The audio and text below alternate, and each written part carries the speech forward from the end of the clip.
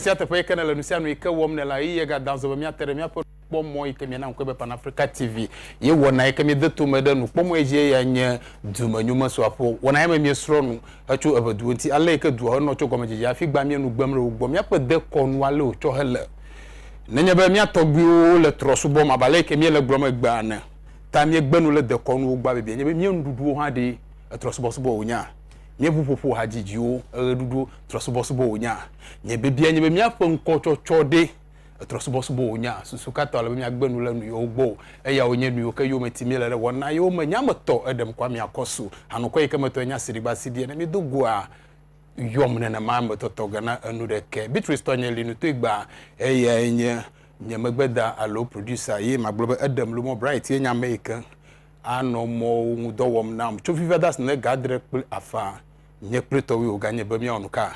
mi anyo eve konwo icho de kakpia de afienum egloba mi no fe gbare do banana ge ba mi afonu chu manti de kakpia anufie la onye be yefo nkonye Bruno Tuvi tete anufie la onye ebe mi no fe gbare do le fe nyigbaji ya me fe gbonyo de mi de fe gbe macho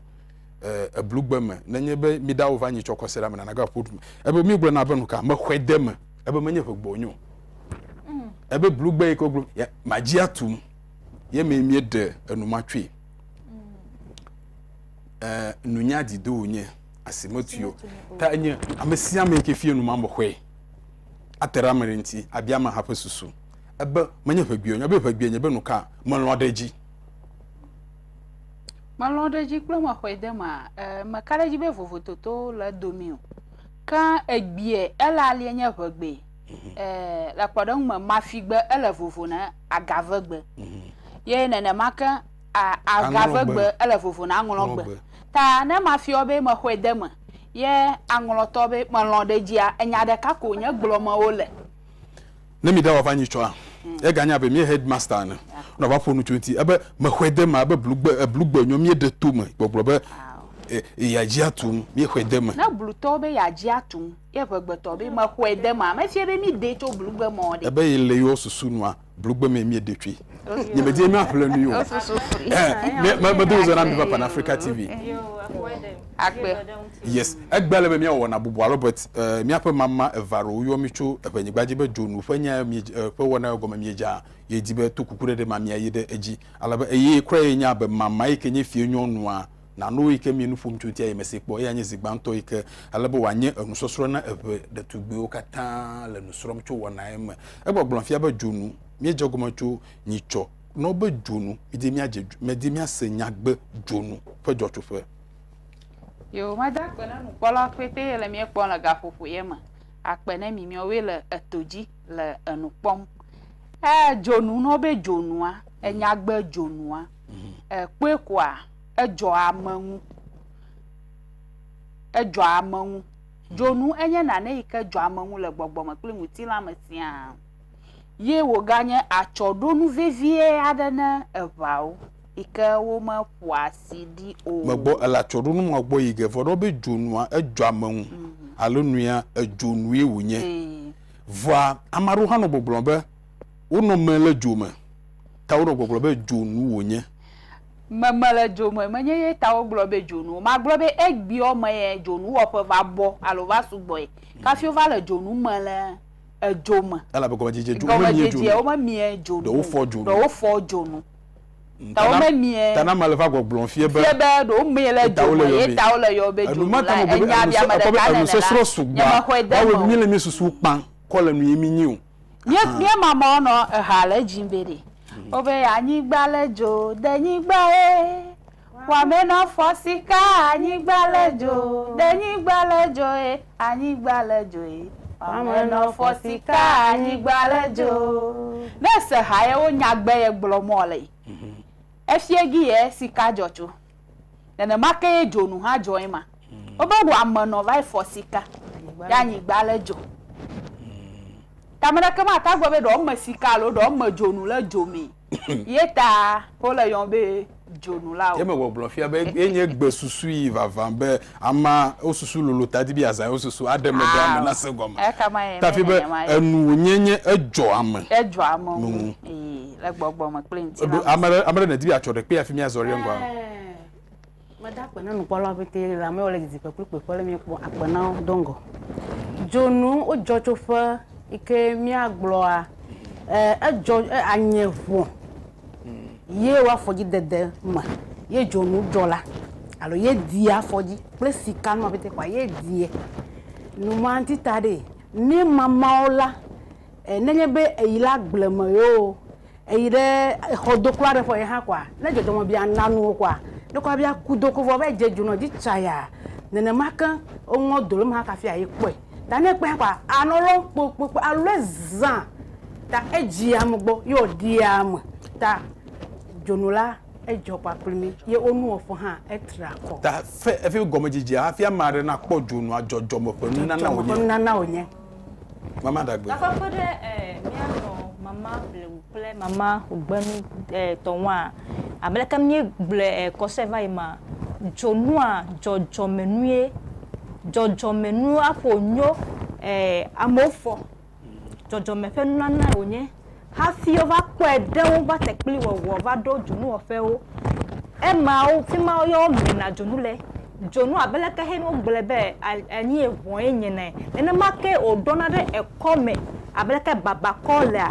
nene ma jonu enye na to e come ta ne ma wu so gbole sabe ya ira lo sebe ya ira na nye gato a nene ba kede ekosi awon ti he ma o de epo jonu le ma ezugato de mo nene de lo agboso ma le lo anene ma ke odanye nye ma onye nukunu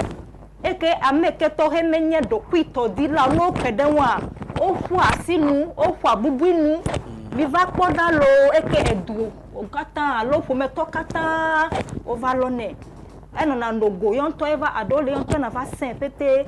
amadede ma hele ani ewonwa amadede ma okie no junu si awuti tamenye yon to eva we ava ko amade o jojo mento ende amen nema adelao agledelao adelao ple etopo delao yokunye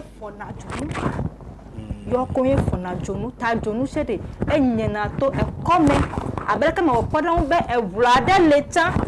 pekito yana be ja hehe na amerika ba do denwa a do bubu ja hehe amedaka me wiolo amesogbo ewie ta na amerika hele lo me pele ba pede won e ga donadeji be duo kata wa va wi nene make wole jonu pe akpaji nene make wole jonu pe akpaji eje gome ple jonu pe vanyenye lo wa chonu ko jonu we ple toto metibe na yiji cho tepe manu Yo emi ovio a jonu nya chodo nu gade nemi la vanyigbaji jonu nya nu kwasi jonu enya kesinonu jonu ganya mudo onu so le jonu ye jonu nya nu onu vanyenye esogbo le chable mato gbo nenye be wo po jonu kwasi mo be le podogu mo ajagba esi jonu kwasi mo o te ko jonu ko doli ama ha ye togbo wa oko jonu ala be nu kwasi wonya ta oko jonu koko doli ama medo ta flache na voduko oko jonu doli ama ene makene nya be mi do jonu a edie mi fi amayo tongbe minya edie mi fie le kpodangu ma be na nya venovi jonu le oduo ikene nya be vevi ekpa mama wo do jonu ma sikonya bo amaye venovi wonya na nya fie jonu le oduo na kpa mama wo ye ko anyabo wa mayela efie yo na kpo huno ade wo ye ko nyabo amayela ehuno wonya amayela dasi wonya jonu efie amayo tongbe minya ta jonu la wonu vanyenye esogbo jonu manti ta jonu la onyanu meje bi na de jonu wa wu wa moto ade amoto aton adren o mele bo anye so manyi ro na so o ala be ejo amun ta meje bi na de wa wuji o ta ne do e ko so akefe be amma elo srofo mam ta ne be ede o so kwa ma o so ne me de o so la efi be o sropala na mi ko de kalenti ha ke koto mi pe so mi me ta jonu onu va nyanya la asugbo jonu mi o jonu ale be epongonwe ma le cha mi to gbo taji nke melo camera melo o ko die photo ita nenye be na ne jo alo be awona na nyankudo jina na kwala efi be jonu alo na ne makokoko no ajo wa ko jonu ma am wa to nko na jonu ma be jonu yere epongonwe yinki enyela efie manyo pon tanenye be nyati kplo gbona la ame kwati kplo gbo e ko pongonwe ma kpla kasiva gblo na be yo be fia samala ekpe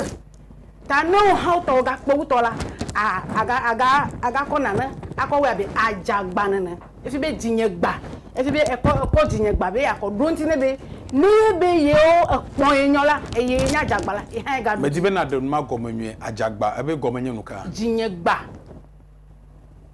ememe ko nu jinye gba nko tototo hwegbie yenye jinye gba ye vazo ubi va choji ajagba yo vazo ajagba nko yenye jinye gba abe mo wona na fi alo mo do acho gbie fi ekwa ka pomula woji gba ta fi be aroyi a wotezi aroyi la jonu ye le ba la ye o te ko ti ahama han mama dagbeti ko de ko to gbenyeza mahemi edem edem hanono ajagbanye edem o ko dale ni ajagba jinye gba e ma mi den ba ya na opra ma den ni la peme amiele fude now awo ya ma fundo abena nya be edon de o fe question nti ta jujuma fete ju o le fete de ma den me na kede o fe gajado o fe jonu fofu o fe le kesike na wona de kode e afuna ko den ne be de ele ju klobo chei ipa pri yo mo so de mo de kenu ta do ko na gede ko meko avata o fe do fufi ado o fe jonu fi be chola hamasi ndama chola hamasi benele ya se kode ateni dovani ta si ju bakpo bezigidi nyonwa ebia ji nke ma o yo fly kenya jinye gba longa tugbanyo zama ha e mo de egogo sugbo mi twe be mi okata mi le gomo jeje mi je holon yin fine kaka alenye onya wa metiela me defio alo mi pe pelo be won so nyanu ike o do wa tufe kene vala eva pli do ko bobo jinu de ka jinu fe kwa e dagbe no odogwe agbobare ala siwe ede dogo amabu gbonono ede dogo ke fi be tugbenye san eyan fi be tugbo ku nyo le san kaka mu akekwa edo onu wa mabu edo kata dogo voneza doyela e fi be adagana yo e fi be de le memela evondi dakale agaglagba ame opobe enye ma udola ame opobe o davia maya me fafade onye davia maya jonu ma enye jonu ka kaka ememela ba do ba ku mi jago mi akotu gbenyo sa ne be jonu ma lia mi de dogbe ne mi apo ta fi be ama eko wa gbeno no yo wa gbeno no wuro vozigede ha pobe jonu aro lia nyonu aro de jonu fa fo o koli pretoto ya madu ha odi vuvu jonu mo de ro fi aba susuareta odi o pafo ko bo de jonu o koli toto ma hen la koli fa jonu dede e ma mi gbura bia le mi gbo be jonu ejo amanwu le gbogbo ma ta frache ne nye be o koli le fo ata do jonu o mi efo enye be wali le fo ena be alive alo kolive mala enu eton maga wa ma ho ta le jonu dada koli la ejo amanwu le gbogbo ma nenema kene be o jivi ye wo de ne de vie la edele ena de vie wo futo ma na san de vie alo lo oji oko o ba la mo bobo edole ekoma le na o na de jonu ko ne de vie ma de vie o ko sien ye ne de joli koli ma ne hala ena bo koli ma hala asan ika waten azo kaba mama ragbedi bi akoro dan pe abe jonu dodo de colonel de viwa alo me titi de sia de enana o fe sobo mi apekito mi ebe sobo ene ma ko bi o kata o yo ni ne mi ana oju mi o de be ne mi fe akpo ni oni chi alo yo bo ni develop mi de ta na o do dzonu de klona devia ena efe sobo dona ena bodo to na efe sobo efe ata alo efe klo me ena ma kene dzonu ha helali ne nyonu a ena na nyonu vi ma lo tugbeje vi ma efe alima eno nonoma ademe tike adebo to le eya nyonu pe unchu dome ena ma kene dzonu hele peji ne nyonu a unchu gede aveve unchu gede o he ne bia gbe wa ne bia wa tna me ne dzonu le nyonu fe lia yo die ta o wa ma ya nyonchu re kamele agbe ma ko be ne nyonu de dzonu a ko be na de dzonu a na le hu asikpla na dzonu ko a da jira le mi do be ha ko be ejira no eton gbe ma gbe vi to akasiti ku wadi o adogbe cha Devia machio yo la no ma o ma. Ala ketitu ano. Atu gbagba ye jonu wodo. Safali medalo chaya. Yo. Azo me di mi apo jonu. Penu nyo fe plo nu ble. Onu nyo fe ja ko ya glo mi le lo. Mi apo jonu penu ble fe. Jonu onu ble fe. Ma di ma va vinha fi mama da gbe na wa galama. Jonu abe agboka je mi yo ha. Nenye be ewo funo efofu ye ele yin la. Nuye tami mama die ko la pli asinye be ne amale po ke po pli nku ja lo po pli nku nyu ala ko la. Jonu ma a dola joma. E di amala joma. Na ejivi ade kone de vie ha.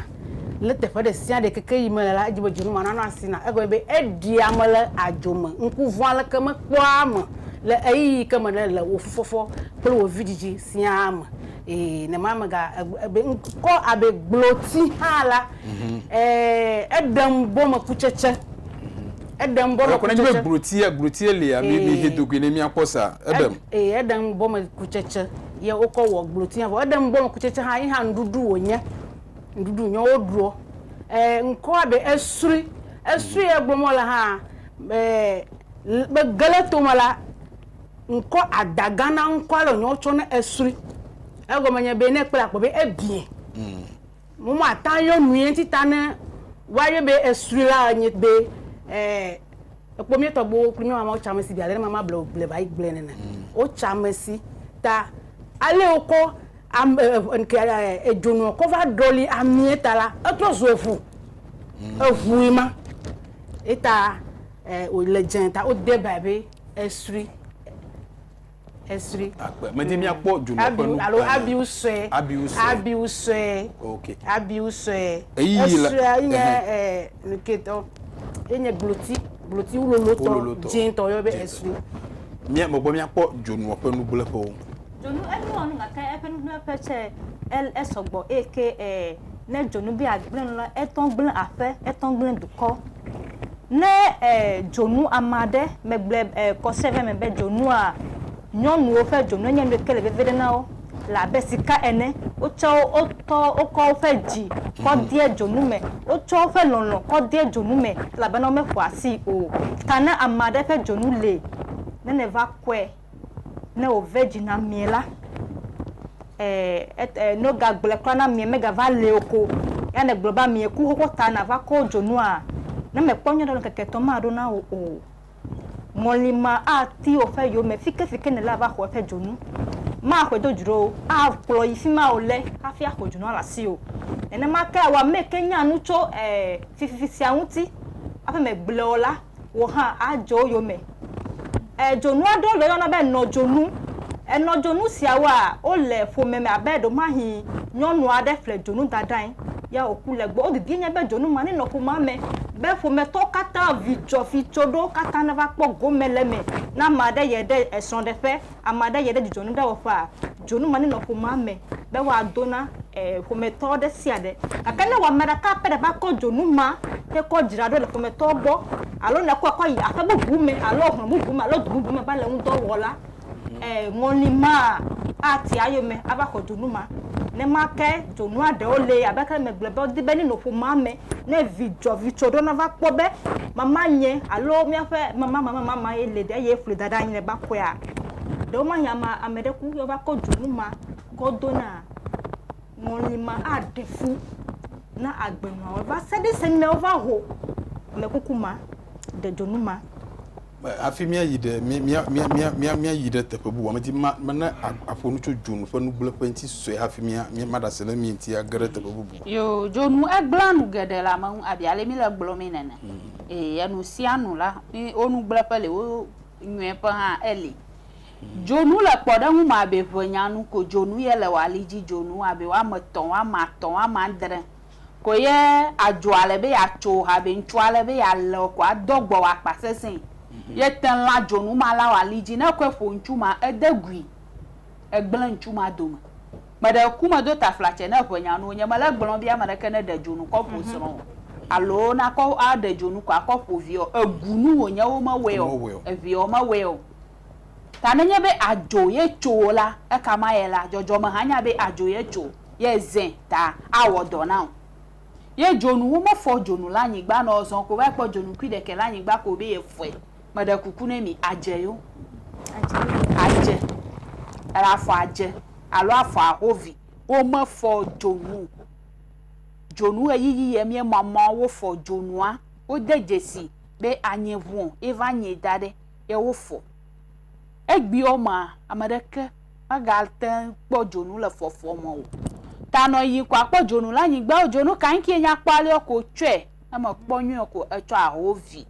tawo me fɔ dzonu la be gbɔgbɔ aɖe ye da megbe ne dzonu tawo me fɔ dzonu o me fɔ dzonu gbɔgbɔ aɖe da megbe ne ahovi wɔna ye wɔ mi la me do ŋgɔ be Shekina Herbal Center ye le fexem ɖe wɔna ye ta ye Shekina Herbal Center nye dɔwɔƒe yi ke le amagbe wotsɔ hele dɔ dam ɖe teƒe yi ke yɔm le be Shekina Herbal Center ela nye gbɔgbɔme dɔwo ela nye ŋtigbalẽme dɔwo ehia be na do Shekina Herbal Center manya be ne yi ɖe teƒe gbogbo ye go enu yi ke di me la mele go le ƒe kpɔ na ɖokui o mefia be wo nunu ye ma o Dr. Jakofi kple tɔwa wo le Ghana du ye me le dɔwɔm fia menye gbe wonyo nenye be nyateƒe toto ɖe meli oa wo megali egba o enku ye le fu ɖem na ama ɖe ama ƒe ƒodo me ye le fu ɖem na ama nu sia nu yi ke le fu ɖem na ama dzagbana te le Dr. Jakofi ŋti megava susu me na kpɔ be ye yi ɖe teƒe yi wo ble yi ye yi ɖe teƒe yi medze dzo me yi ɖe teƒe yi medze dzo awo dzagbana do wo kpɔ Shekina Herbal Center begblɔ be amatsi sese yi ke le wo si ka me geɖe hele ŋkɔ yɔm ne amatsi ya eya nye Shekina mixture ne ge ɖe ʋenyigba dzia dɔwɔƒe ɖe sia ɖe alo ne ge le ʋenyigba dzi ma gblɔ be míaƒe amatsi dzraƒe ɖe sia ɖe ke mi gblɔ be drug store kple totomɔ ne yi ɖe teƒe ma va bie Shekina mixture ta na se ne meli o wa teƒe sia teƒe yi ke wo la wole teƒe ma fie go ye Shekina ƒe dɔwɔƒe ɖe sia ɖe yi ke le ʋenyigba dzia ne ɖo teƒe ma ne bie woƒe amatsi yi ke wɔm le be Shekina mixture akpɔ be wona go ne kokui le fu ɖem na wo akpɔ be kokua eƒe kewo sɔgbɔ susumata wo nugble ƒe wo sɔgbɔ ne koko toa ɖo labale ke atimie eke nanɔ dzidzim eke nanɔ yiyim gbe sia gba nenema nye koko ƒe nugble ƒe enuma nani be ne koko le fu ɖem na amegbetɔa edie fu enu yi ke medie ma gblɔ be ƒoka ne Dr. 0244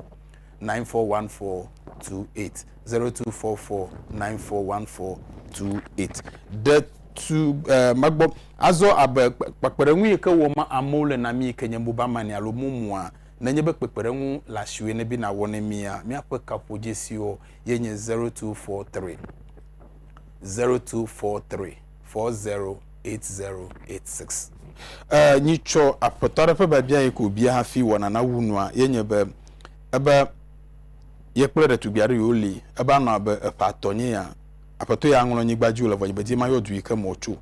alebe ebe ɖetugbia enɔa melɔ ɖe ɖetugbia ƒe ɖeɖe dzi o alebe gbe ɖeka gbe yiwo kple ɖetugbia yiwo nɔ anyi ɖe gota no dze ɖo ma lɔƒo gbɔ va teƒe ma ko eɖe ego yi ke wòdoa yɔ tsɔ foe ebe anɔ abe ƒe atɔ nye ya fia yɔ agbenɔnɔ mele edzi dzem o ne Dr. Jakofi va gbɔ va ƒo nu tso nu ma ŋuti vɔ abe miwo mienye nyɔnu na ɖe wo go yi wòdo ado dziku ko akɔ ƒoa me ta ebe aro yia yeƒe susu eva na meme aro ya mo no gbɔgblɔ be yeƒe mo gbegblẽ alo yo ŋkume gbegblẽm aro ya dɔwɔƒe akpɔ be yo nu wɔna mele dzidzem o ko enu me dzidzem ne o kakaka edɔ ye wɔn ye la wova nya ye le dɔwɔƒea le mi le wena obe bia fie be de do fie be da ne lia waton wa no amare chogo abdom venyon no de ugo ko fu ama no ka wo fie gba ma glo be nyonu ye wonu ma be nyonu nyonu atupesi yete dego kokopo abevie ejiji a ewo horonu iko ma wo edegu de ka pevie evi o ma diego akofo amo ke de do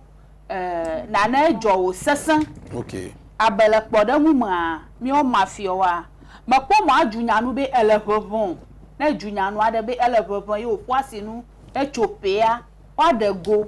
akpeda ti agbotenu yenye gunuko akọ afọ pasede sima eyifre efiepema wa ba khlese now a planuo aba lechi na nyonu ma na lechi na voa afi wa ba degu egu ona wo ha ala be ko wo ha po la wo degu nti o le panyi gbajia o ma we alo le mi o mafia male nene ma o kan e be de ka pe ye meten wonu ma o de ke o doko be ya devi o ye ma lo be ne de wa le panyi gbaji ma ka be sadaka de mo be na dego akwakopo amalevio edagui alebe wa hele fi ogbo na wa adagu ne na wa na wa adagu na de ka pevie e mama no mia egban de ka pevie do me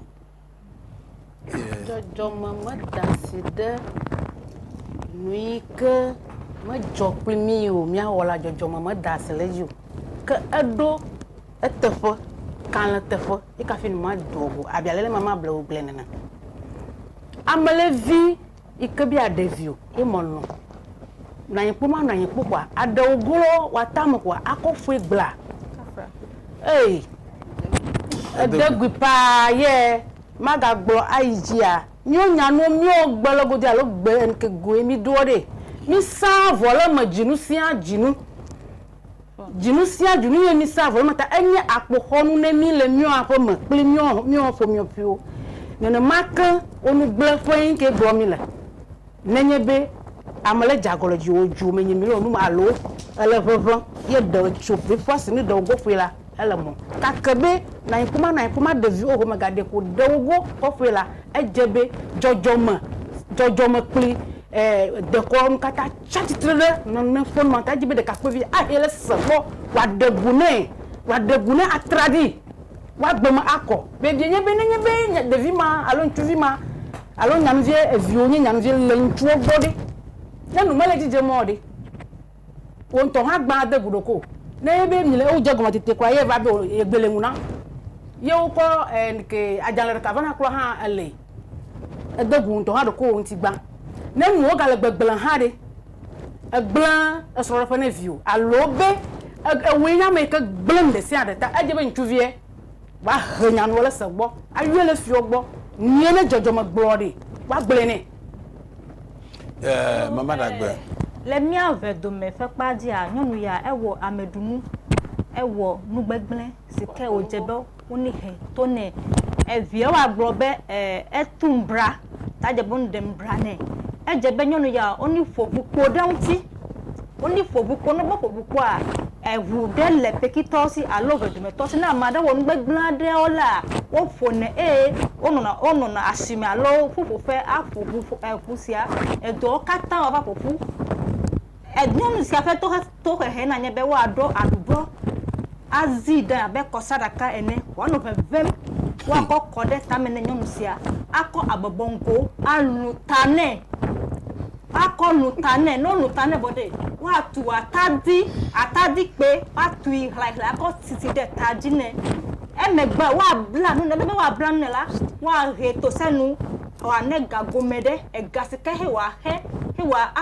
pekoto kumene ane ale ane aha akoga ko dareji wa ko komune ntu sika wo nu vondi sadamti ajabonu dekune ntu ma ha wa letine ame o lenye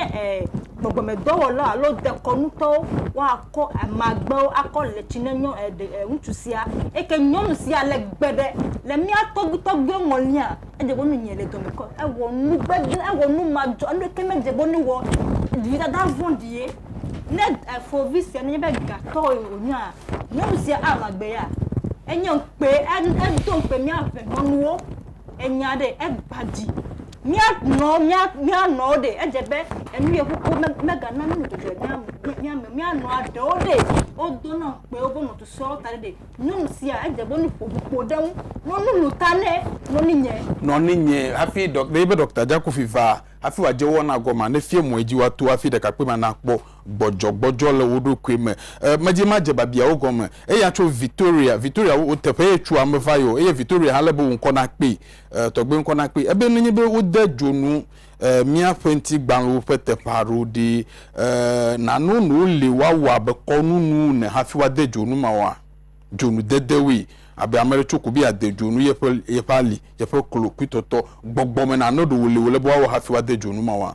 o ma gboro be ohu e chonu yo be ya wo nenye be gbogbome to adegbo wo yi ye obe ne fa dejonu nene mara ke kama abie kake na ozube ye nto wo jeje achoko jibe yakwedu na edokwe abi ale mi du acho na mi edokwe fie bobo na legi yela na nekemele ike wa awo. Oh, okay. Bubuale nya bubuana galia. Amarele go. Jonua eku mi mama blewu blobe eku de no eke odi bia ko lenu mekukuma mia mawa da olela onye jonu mawa do olela jonu ele oji ta do mahi eyiva ko wona ne la fide ko be ni don jonu da te fesia ejebe konu ni no ha fini dia lo mi ko jebe jonu sia ni wona ya anto atofunu don na atofunu don be nu ya medibe jonu ya na wona mo ne funu don tia Medi madu bebia mi adu babia sunti afi mi ajo de kakere ha gbogbo fe bebe ye do pele ye pa hian via lo ye pa girlfriend ye ton pa baji ke ye medonwu no kujo pata ko na nyebo Adegwu aba shi trelenti ebe wa jira bani ebe o tate na jira bani edegwu o tate wa ba o ma we o ebi o ma we o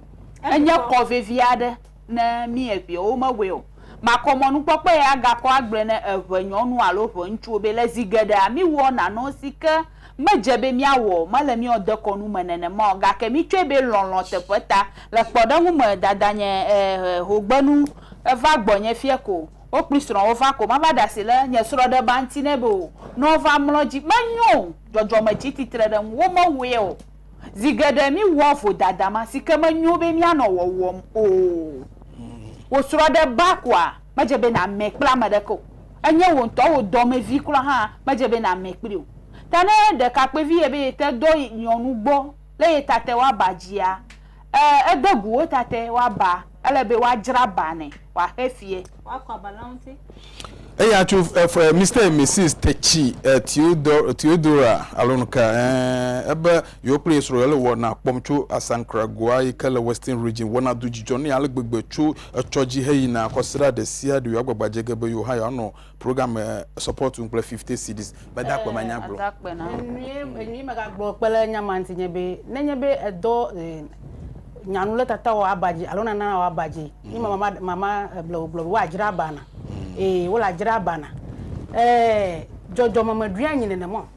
jojo mo duanyi be o nyanu alonchu abe mlo tata wo abaji kebe jojo ka mo vile mo ne ma ka fi abe mlo tata wo abaji adokku nyanu le tata wo abaji ta ejebe wa jira ban to bli buo ne biale ne yin sister gble don gbogbo na lo dada yin gble don gbogbo na ta enye nu ma o ike wo o mo we gbele o nyanu hala me nenye be na na viva gbo magade so wa so banti o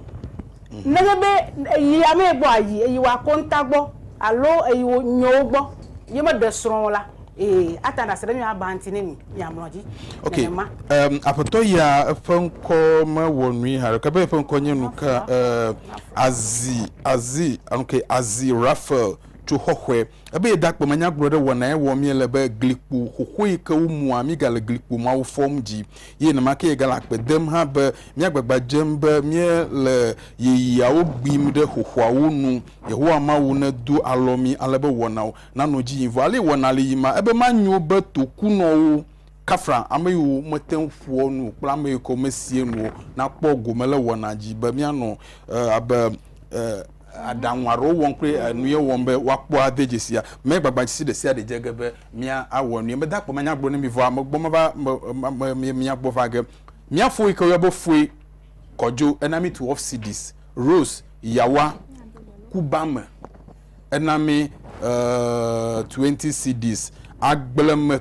William enami 20 CDs ye na ma Kenya mia novi Christiana Fiatui Christiana Fiatui a wo ha na jagbagba nami 10 CDs ye ho na yira amesia ma oba yi shitrelentinya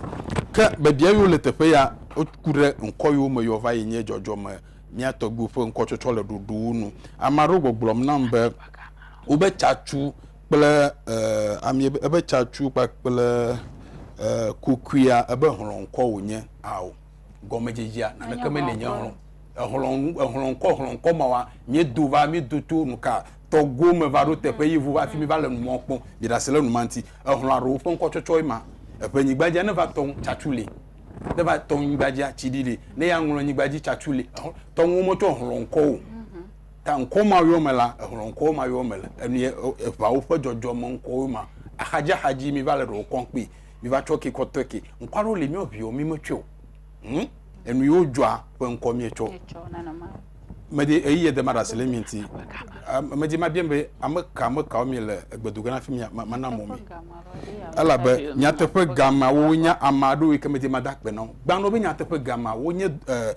ahachuchu ado ike chodo ko heke hele nyape jojo manu fiem le WhatsApp platform ade ko na nkodo ko be nyatepe gama wo jagba agba wo na mi 20 Ghana cedis obi ano alodo wona pepepe madakpo manya gbo ne mejisi amagede wo le tepe ma mbo nyemeto kata bon ko yo la be na yu amare mo yu amaro ko ba dinya eyi de mara selemiti modogbena na nyelo wole nyakpon veve modogbena akuvie le telefoni o plus na nevi o plus vignon fi o modogbena ma fi de conforme to kata modogbena mi kata yo ma vi adogbena nyam yento nyam tode Lawrence Ampim tode jube medo o fe jigbe dudu zana ole egbe kosra mountona donso happy birthday tode megaji meyide petwe agoti mekpete fima yo ko kente fan le ko chemle ta me chobon poposia mele gbedom ne me ajafa afa me ajima fa afa me zikpito me chobubu ko le gbedona o le fian sia to gbe ajima Clemens alo Clement me do fian boko me do fian fafa de na enema ke me do gbena to gbe ajima Francis me do gbena pepe ki to pete me do gbena we oh nyama zamon papa ya ko dogbene mafia fa kpodo me vijiji o kata inele egbe plafo kata mo dogbene mi nyate fo gam de konu habobo mo dogbene mi o kata le fienyi mi o wele nu pom mo dogbene nye holololo de kape solo amuzu mo don kuji o dogbene o le gafofo yema akpene mi o wele nu pom lo akpene mi o wele nu pom lo yi danzo ba mi adogbe Dr. Jakofi alaba maglobele baba konu monti amade ko de goja afui pele de ka pe bi don pele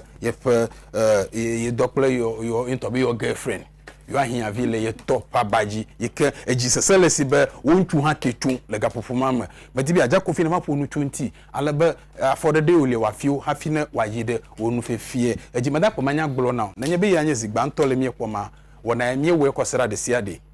na nyebe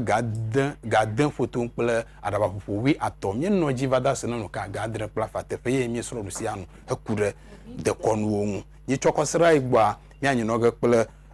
togbi alo mia papa gan ke mi yo na zigede be no ka Dr. Medao Kagbo Kumoji egba va yide onu fe fie o ma emene nyona mesia ma bye bye